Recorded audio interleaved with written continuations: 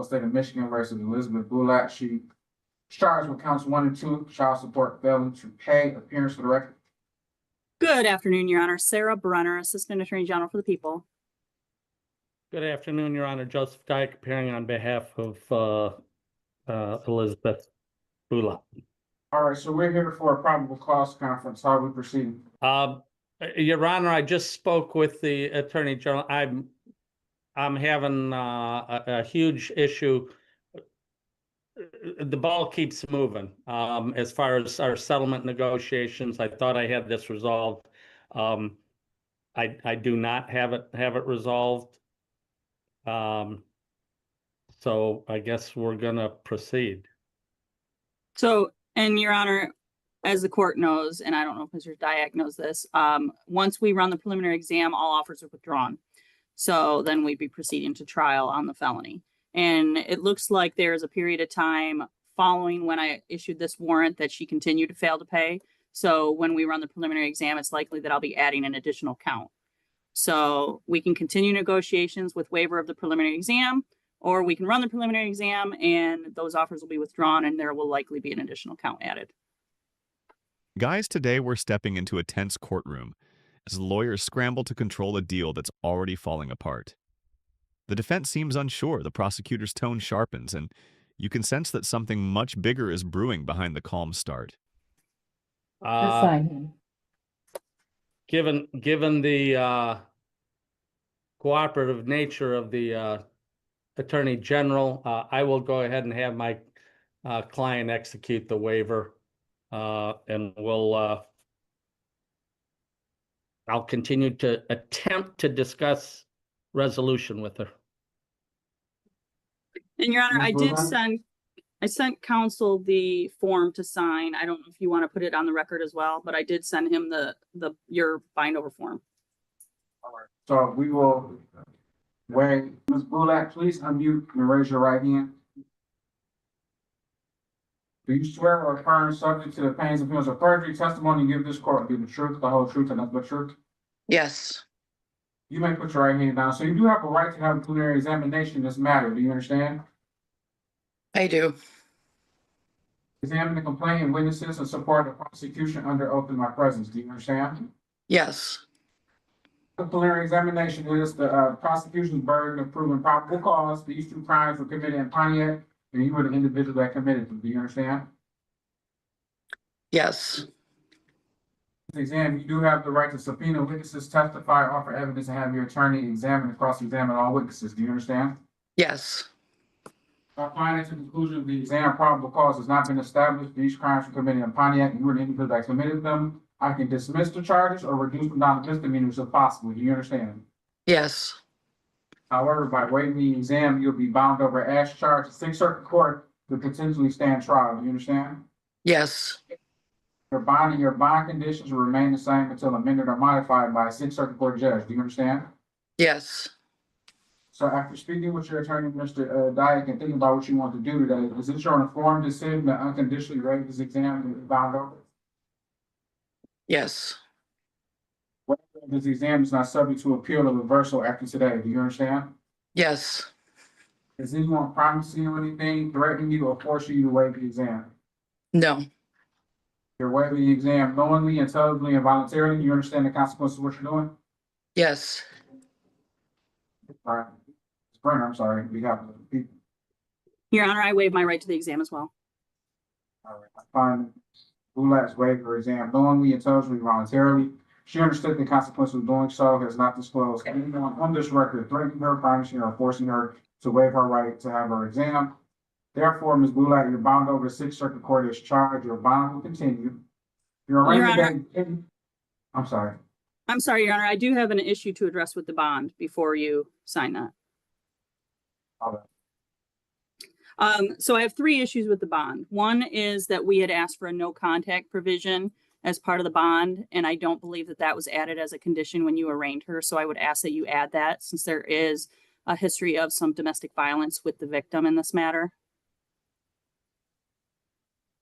You see what the bond order form says. I think we sent that over to you. You did. It does not have that condition in there. All right, so it'll be no contact. Additionally, Your Honor, there is a condition in the bond that says she was not to leave the state of Michigan without your permission. It's my understanding she did leave the state of Michigan.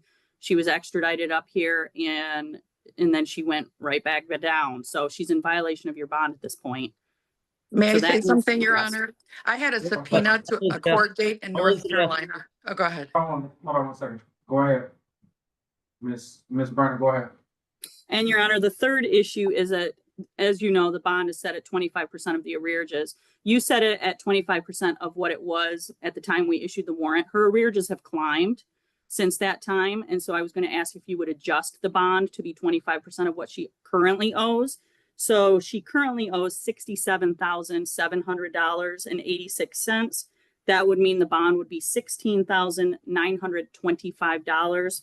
Subtracting that from what she already posted, it would be an additional $6,650 that she would need to post to be in compliance with the statute at this point. All right. So, Diane, what's your P number, sir? I'm sorry. P30251. All right. You may respond, Mr. Dyke, if you wish to do something. Your Honor, yeah, apparently I have, in attempting to discuss a resolution with the Assistant Attorney General, that I have really angered her by not accepting her proposal. I have been talking diligently with civil counsel, and I believe we had a resolution based upon what the Assistant Attorney General had initially offered to us. That's why I'm saying the target keeps moving with this Attorney General. Bottom line is, Your Honor, with regard to the additional bond and everything else, I can assure the all she's trying to do is add salt to the wound at this point. Like I said, civil counsel and I are basically have this matter resolved. It's just getting past the additional sanctions that the Attorney General is now, for the first time, adding to our discussions.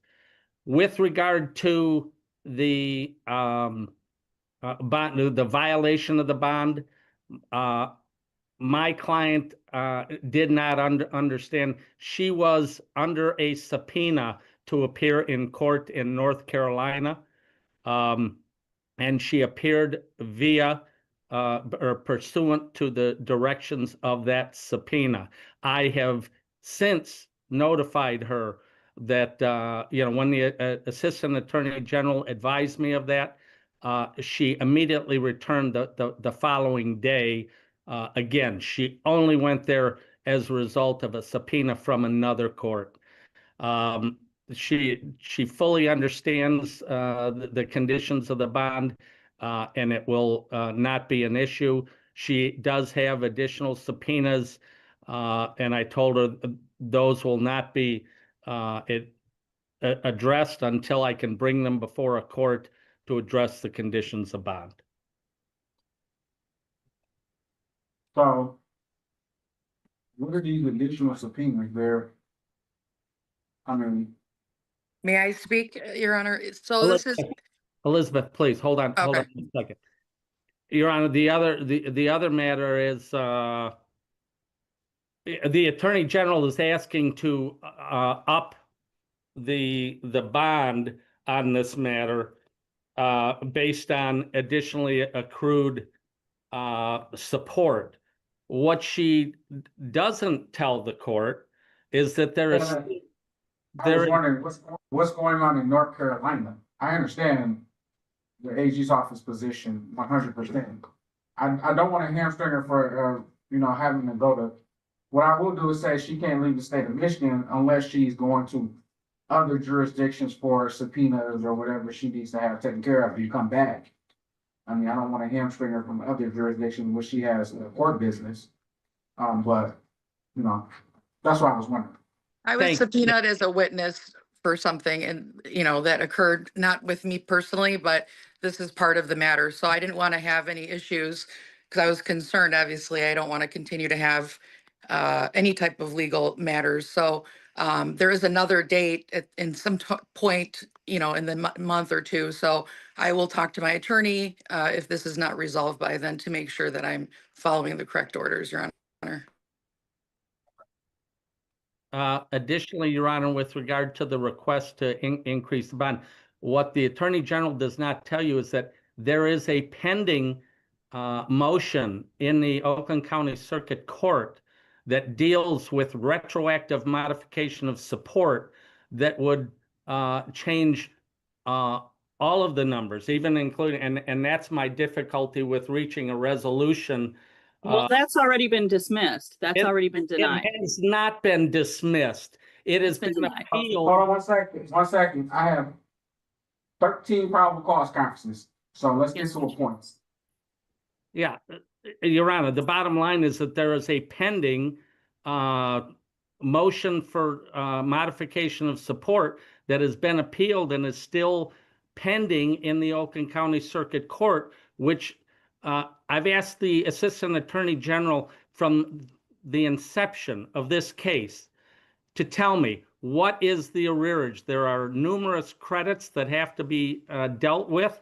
She refuses to deal with them. So I'm Judge, trying. you know me very well, Judge. I have advised him of the arrearages at this point in time. He's making all these outlandish statements, so I have to say something now because he keeps poking and jabbing at me and questioning my ethics. And Your Honor knows me very well. I have outlined the arrearages as of today: $67,700.86, and I ask you to set the bond accordingly. All right, so here's the deal. She owes the money anyway. I mean, this is potatoes, tomatoes. The 6,000 will still go to the arrears of what she already owes. So we'll split the baby in half. I won't increase it, but she has to come to the state of Michigan and stay in the state of Michigan. And she can only leave the state of Michigan if she has court matters in other jurisdictions. But other than that, she's staying in the state of Michigan. And there's no contact provision, Judge? Yeah, there's no contact permission with Ashley Boulat at all. So you're not to contact her, talk to her, and then the arrears will work itself out, or whatever's added on will work itself out. I will allow that to work itself out at circuit court and be fair. It may increase, it may not, I don't know. But what I do know is she's not to have any contact with Ashley Boulat, and she needs to return to Michigan ASAP. And I am in Michigan, Your Honor. Michigan? All right, you Yeah, can't leave. I flew home the next day right after the court date.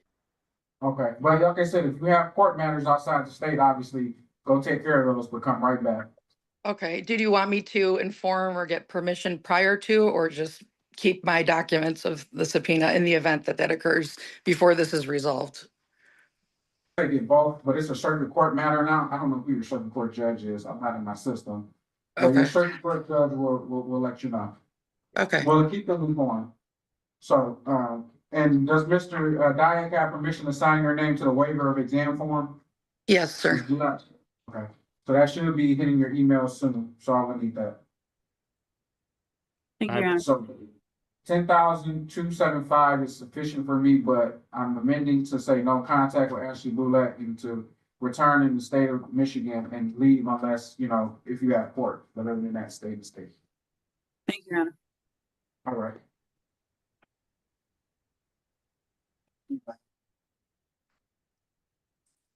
This one's ready. The judge rules firm, locking in bond, travel limits, and no contact orders as the courtroom finally settles. After all the shouting and back and forth, the gavel brings silence, closing this tense hearing with a clear message. Accountability stands above all. All right, guys, if you enjoyed this breakdown, make sure to hit that like button, subscribe for more courtroom moments, and we'll see you in the next video.